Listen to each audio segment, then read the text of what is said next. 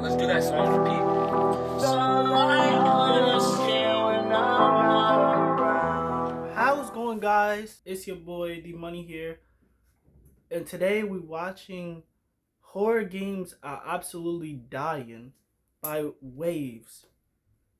Y'all already know, if y'all want to watch this video yourselves, the link to the video will be down in the description box down below, and a link to his channel. So if y'all want to go watch him, y'all can do that on your own time. But watch this video first, and then you can go watch the video. Because I be watching his videos on my free time, so I think he's a nice channel to indulge in. So yeah, let's get straight into it.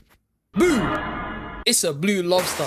When it comes down to the majority of horror entertainment, like movies, TV shows, or games, I don't like this shit. But hands down, horror games have to be some of the most interesting types of media to have ever been created. It's like a scientific discovery. I mean, most of them are really immersive to the point where it's like you're in the game experiencing it for yourself. So it comes down to the majority of horror entertainment, like movies, TV shows, or games, I don't like this shit. But hands down, horror games have to be some of the most interesting types of media to have ever been created. It's like a scientific discovery. I mean, most of them are really immersive to the point where it's like you're in the game experiencing it for yourself. Some of them have controls where you can fight back against the monsters, letting you do whole backflips like you're one ninja. And all of them as a whole collectively have a bunch of jump scares that make you jump out your chair. It's sick. Horror games have to be some of the most coldest shit I've ever seen and played.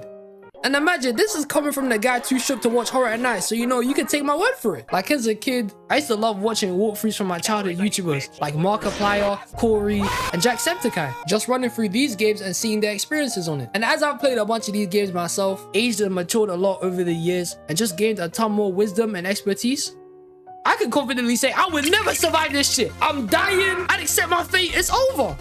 And that's why today, boys and girls, I wanted to take a detour, and instead of discussing more horror movies that would end my whole career, I thought I would talk about horror games I'm definitely getting packed in. Cause let's cut the shit. To all you men who say you can survive these, you know that's some bullshit. You're a civilian. You go straight home. It definitely is, gang. Let's see for real. 9 times out of 10, right? As a regular civilian human, like we are, bro, we just not surviving half of these horror games. Like, bro, it's like it's not even close for real. You know? Quit lying, deceiver. And so without wasting any more time, let's jump into the first game, man. Five Nights at Freddy's. No. And this game really ain't that scary, man. And this title truly needs no introduction. I mean, FNAF is that indie horror game. Let's be honest, it started everything. It had people moving crazy back when it first dropped, to the point where it's had a major impact on the indie horror game industry as a whole. It's low-key a trendsetter. Like, look at how much fan games exist now because of it. The joy of creation, Five Nights at Candy's, that one Roblox game where Freddy picks up the door and the scariest shit, it's been inspirational. I mean, it got so popular, it's got 2 movies out now, which are only for the fans, because as a horror movie, this shit. I heard that shit is buns, gang. I heard them things is buns. I mean, me personally, I really don't care for the movies, because, you know, I never played the Five Nights Freddy movies, games, so it wouldn't really, like, call to me for real if I was to watch them. It would just, like, I would know of the characters, but, you know, it wouldn't really move me. But I heard they did good, so I guess. Garbage. Five Nights at Freddy's follows the protagonist who plays a security guard, who in the first game, he takes a job working a night shift at an abandoned pizzeria place called Freddy Fazbear's Pizzeria. And the only objective and goal here is to just make it until 6 AM, while avoiding the moving animatronics possessed by dead children who just want to murk you. It's simple enough, right? I mean, anyone could do this. Nah, hell no. First of all, I wouldn't even, like, why would you even apply for this job, you know? You setting yourself up for death. Let's start there, you know? Like, you know about these potential animatronics running around the pizzeria, and you still decided to pick up that gray shift? Like, gang, like, respectfully, money can't be that tight that you want to watch cameras of animatronics all night, knowing that they have killed or did some disturbing shit before. got it going for it. I ain't gonna lie. That's It's not that hard. mm. No! Ladies and gentlemen, this is some bullshit. This whole room is a setup. Look how fast the power drains. Whoever designed this wanted you to die. I mean, I can understand surviving the first night since practically none of these bombs move. So all you pretty much end up doing is sitting your files down and watching cameras all night. But as soon as you get to the point where Foxy's pacing down the corridor like he's the Flash, I'm finished. How do we have people confidently saying they would survive this? You're a regular guy. Plot armor will not save you, bro. I can bet my whole life savings, all my pennies, that as soon as any one normal individual would take a job here and saw any of these animatronics do something as little as twitch, they will be running out there like how SpongeBob and Patrick were running from Sandy. It's diabolical. And even if you did start running to try and escape, who's to say that they wouldn't just all jump you at the door, since they would most likely know you're trying to leave? I'm gonna be honest, as soon as you walked into this place, you signed your soul away to the purple guy. You're done. You've deleted yourself. It's game over. And imagine, when taking this job, you would think it would be hella easy. I mean, all it is to watch over and just look at cameras all night. I just be minding my business, scrolling through TikTok and shit, thinking I just made some quick money since the place is abandoned and no one's been here for years. Then when you actually decide to lock in and check the cameras for once, you just see Bonnie staring at you in the supply closet. I didn't sign up for this. I thought I was just gonna watch them. Not to mention, it's 6 hours a shift, bro. At night, it's not gonna move 5 times faster like it. Bro, like, you don't realize how long 6 hours is until you working for 6 hours. You know, like when you just having a regular day and 6 hours go by, you barely notice it. We all know that. But gang, when you have to sit there and be there for 6 hours straight, especially in this situation, you like already paranoid because you heard about the things that happened in this pizzeria and why it closed. So you already paranoid, but then you gotta like basically have no choice but to be there for the full 6 hours, bro. Oh my god, I'll be so stressed the fuck out. I don't even think I could just be scrolling on TikTok. I'll be low-key checking the cameras every few seconds if I had to be in a situation.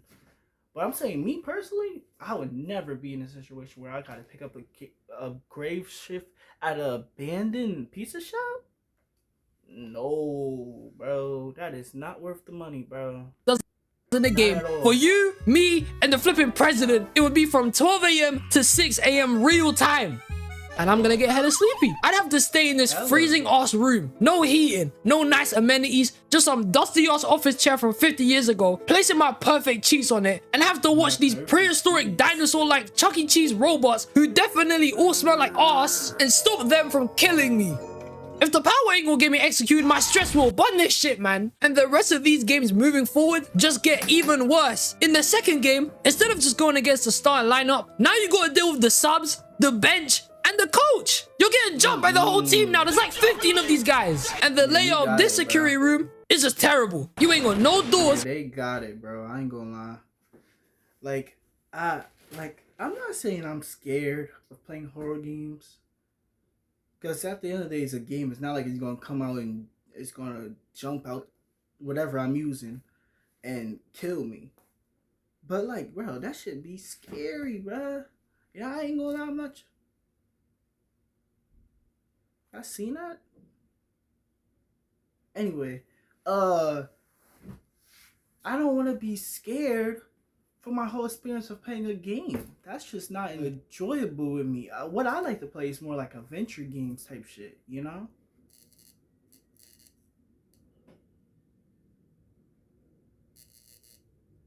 Oh my. Oh my. Oh nah. Oh nah.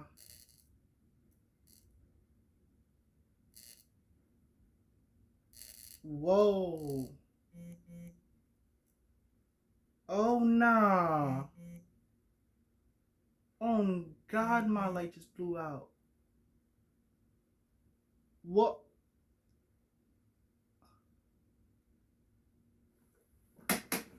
Hold on.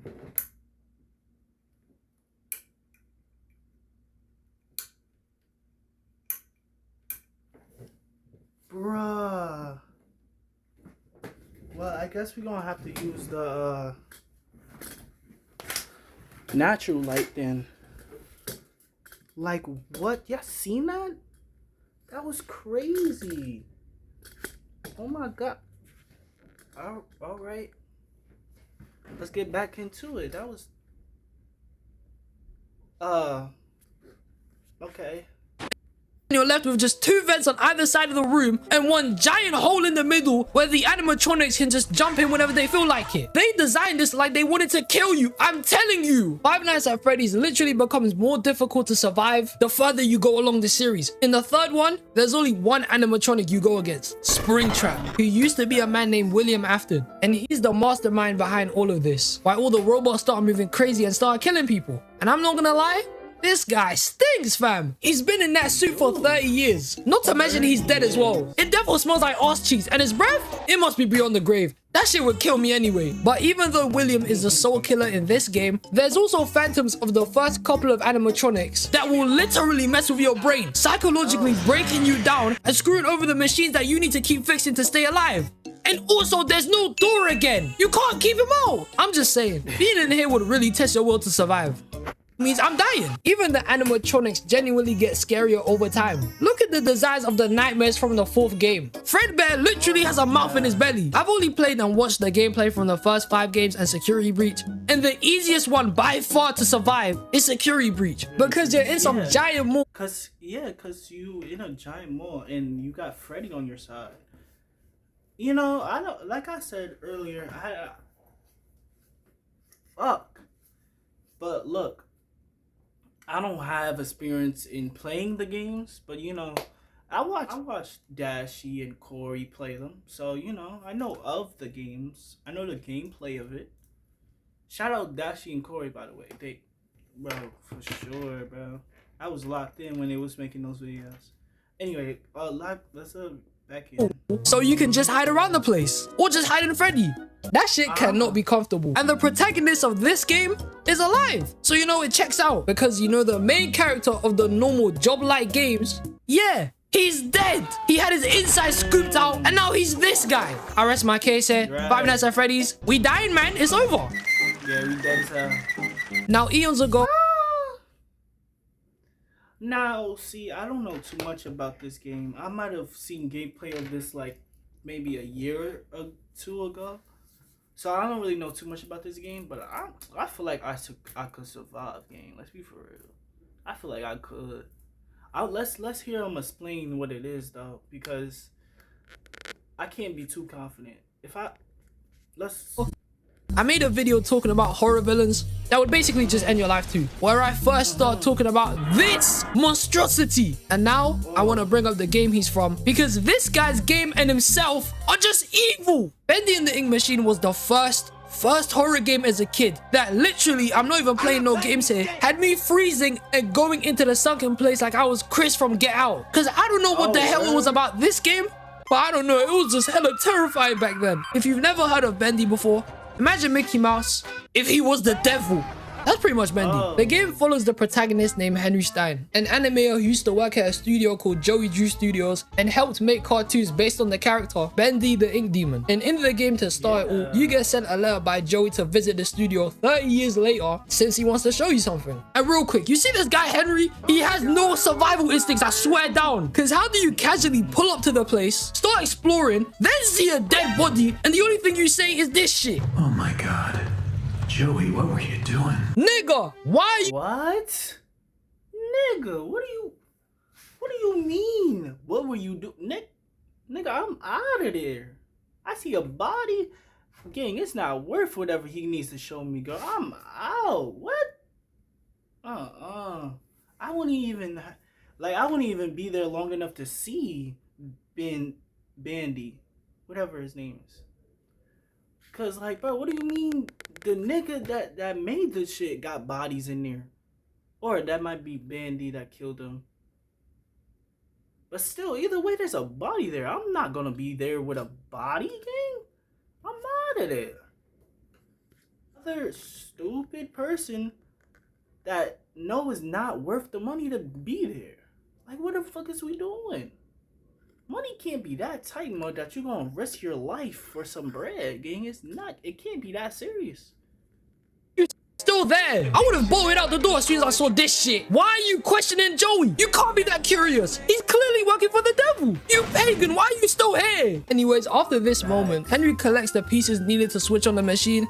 And then he shows up for the first time. Bendy, this malnourished, lanky piece of shit, ain't even come out right. The guy literally has a child arm. And this waste man just decides to gun for you the entire game. Chasing you down, trying to murk you like Bake Off, man. And throughout the rest of it, you're just exploring. Meeting weird guys like Sammy Lawrence who worship this man. Alice Angel, who just looks like shit, and the good characters who used to be human but got turned into their characters they played in the show due to the machine. I'm not gonna break down the whole thing, but to keep it short and sweet, you basically get trapped in this ink world full of weird cartoonified monsters, and by the final chapter of the game, as you're about to leave this hellhole once and for all, Bendy changes from this hungry looking guy to the Hulk. Cause why is he this guy now? Shit, he ain't got no legs though. That's why you don't skip out a leg day. He lacking there. After you defeat Bendy in the final battle, the ending of the game gets you linking up with this Satan supporter Joey. And the game restarts. Yes sir, my people. It turns out that the whole entire first game is a loop. See, with me mentioning Bendy in this video, it's kind of the loophole. Because if I was actually in this game, I'm surviving. And there's no bullshit theory to how, because it's actually explained in the story. If you don't want to get spoiled, just skip a little ahead. But in the second game, The Dark Revival, you learn that Joey, the head of the animation studio, got so pissed off when Henry decided to leave that he bought the ink machine and created a whole entire world to torture his own version of Henry, getting him to rerun the events of the first game over and over again, just because he left. He's some dickhead, man. And in the ink world, everyone else is also put into the same cycle, the same loop, where if you were to die, you would just come straight back. Death isn't permanent here. If Bendy chased you... Oh, then I'm definitely surviving. What? Bro, it's like basically playing like GTA or something. You die, you just respawn. Man, but then the problem would be, how the fuck am I going to get out of the loop? You feel me? Oh, that's a hard one. Because it's like, yeah, it's easier to survive because even if I do die, I'm going to come back. But like, the point is, like, how would I go home? You know? How would I leave? This is a tricky one, bro. I can't lie. But I for sure think I'll survive.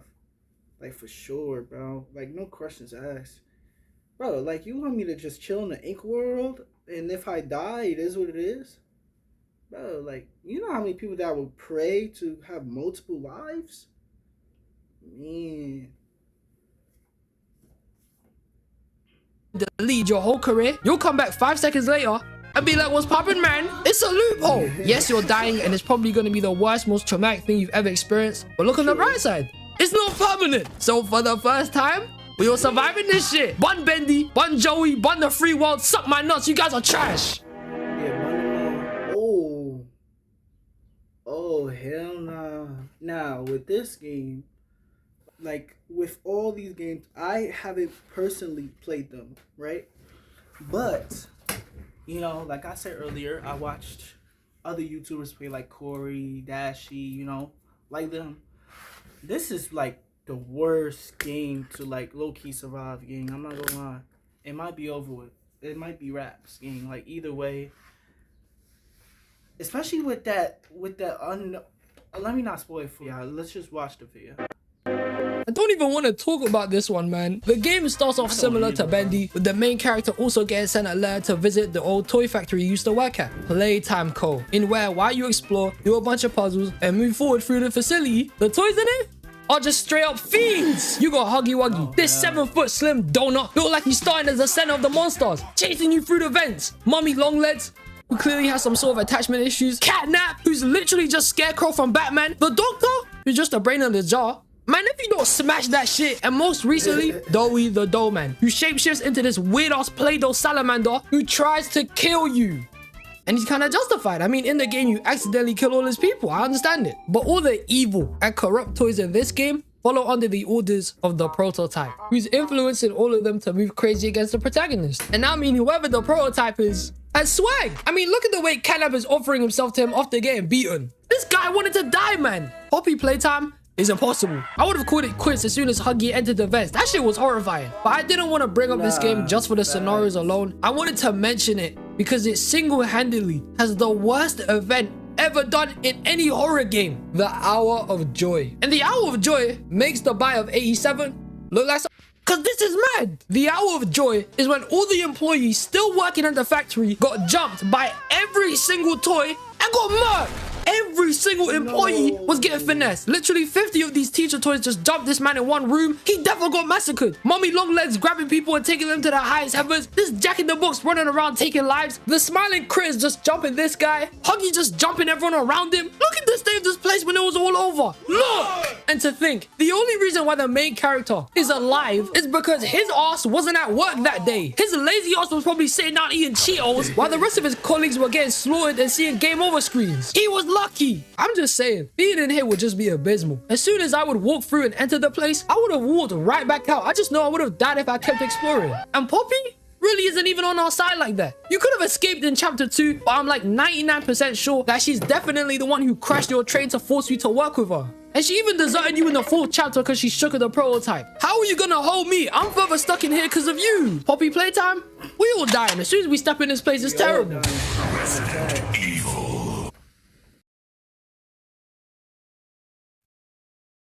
Now, come on now. Come on now. If anybody says that they could survive even one situation of Resident Evil, gang, are you like you must be crazy, gang. There's no way. Cause bro, do you see what type of monsters and ghouls they got in Resident? Bro, gang, they got it, gang. I wouldn't even step foot in any location, like, bro, word. Oh my, what?